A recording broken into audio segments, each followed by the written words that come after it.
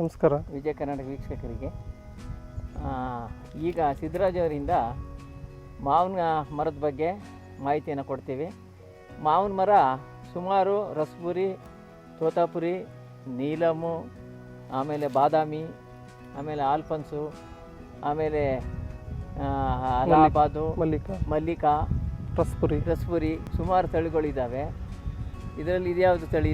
ಇದು ಮಲ್ಲಿಕಾ ಗಿಡದ ಮುಂದೆ ನಿಂತಿದ್ದೀವಿ. ಸಿದ್ದರಾಜ್ ಅವರು ಬೆಳೆದಿದ್ದಾರೆ ಮಲ್ಲಿಕಾ ಕಾಯಿನ. ಅದನ್ನು ಸಂರಕ್ಷಣೆ ಮಾಡಿದ್ದೀರಿ. ಇದು ಗಿಡ ಹಾಕಿ ಆಲ್ಮೋಸ್ಟ್ ಒಂದು 6 to 7 years ಆಗಿದೆ. ಒಳ್ಳೆ ಇಳುವರಿ ಅಂತೂ ಇದೆ.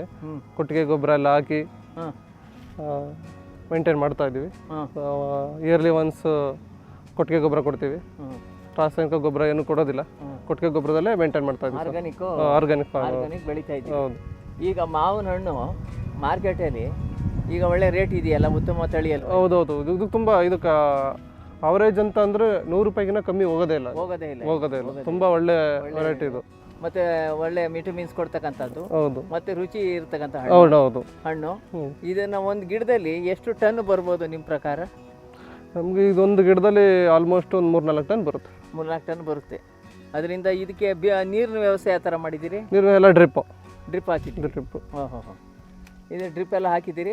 ಆಮೇಲೆ ಇದನ್ನು ಔಷಧಿ ಸಿಂಪಡಣೆ ಮಾಡೋದು ಯಾವ ಥರ? ಔಷಧಿ ನೋಡಿಕೊಂಡು ಏನಾದರೂ ಸ್ವಲ್ಪ ಆ ಥರ ರೋಗರು. ಹೌದು. ಮತ್ತೆ ಇದನ್ನ ನೀಮ್ ಸೊಪ್ಪು ಇದನ್ನೆಲ್ಲ ಬಳಸ್ತೀರಿ. ಹೌದು. ಇದರಲ್ಲಿ ಆಂತ್ರಗ್ನೋಸು ಕಾಯಿಲೆ ಬರುತ್ತೆ. ಮತ್ತೆ ಇದು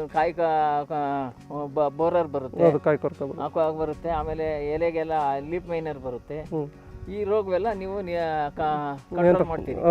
ಕಂಟ್ರೋಲ್ ಮಾಡ್ತೀರಿ. ಇದು ಒಳ್ಳೆ ರೆಸಿಸ್ಟೆಂಟ್ ವೆರೈಟೀಸ್. ಹೌದು. Mallika resistant varieties. ಅಷ್ಟು ರೋಗ ಇದಕ್ಕೆ ತಡಿತಕ್ಕಂಥ ಶಕ್ತಿ ಇದೆ.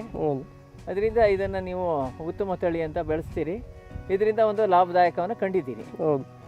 ಇದನ್ನು ಹೆಚ್ಚಿಗೆ ರೀತಿಯಲ್ಲಿ ಮಾರ್ಕೆಟ್ನಲ್ಲಿ 100ರಿಂದ 150 ರೂಪಾಯಿ ತನಕ kg ಹೋಗುತ್ತೆ. ಅದರಿಂದ ನೀವು ರೈತರು ಈ ಬೆಳೆನ ನಾವು ಬೆಳೆದಿದ್ದೆ ಆದರೆ ಇದನ್ನು ಒಂದು 4ರಿಂದ 5 ವರ್ಷಕ್ಕೆ ನಾವು ಒಂದು ಉತ್ತಮವಾದ ತಳಿನ ನಾವು ತಗೋತೀವಿ. ನಂತರ ಇದು ಒಂದು ಗಿಡ ಬಂದು 150 ವರ್ಷ ತನಕನೂ ನಮಗೆ ಇಳುವರಿ ಕೊಡ್ತಾ ಇರುತ್ತೆ. ಇದು ದೀರ್ಘಾಯುಸ್ಸು ಅಂತ ಹೇಳ್ಬೋದು ಈ ಗಿಡಕ್ಕೆ. ಅಷ್ಟು ಉತ್ತಮವಾದ ಬೆಳೆ ಇದು. ಇದನ್ನು ಬೆಳೆದಿದೆ ಆದರೆ ಒಂದು ಸಲ ಗಿಡ ನೆಟ್ಟಿದೆ ಆದರೆ ಒಂದು 3 ವರ್ಷ 4 ವರ್ಷ ಇದನ್ನು ನೀರಾವರಿ ಮತ್ತು ಔಷಧಿ ಸಿಂಪಡಣೆ ಮತ್ತು ಗೊಬ್ಬರ ಎಲ್ಲ ರೀತಿಯಲ್ಲೂ, ಹನಿ ನೀರಾವರಿ ಎಲ್ಲ ರೀತಿಯಲ್ಲೂ ಇದನ್ನು ಸಂರಕ್ಷಣೆ ಮಾಡಿದ್ರೆ ನಮಗೆ 100 ವರ್ಷ ತನಕ ನಮಗೆ ಸಾಕುತ್ತೆ. ಅದರಿಂದ ಇದನ್ನು ಉತ್ತಮವಾದ ಬೆಳೆ ಅಂತ ನಾವು ಪರಿಗಣಿಸ್ತೀವಿ. ನಮಸ್ಕಾರ.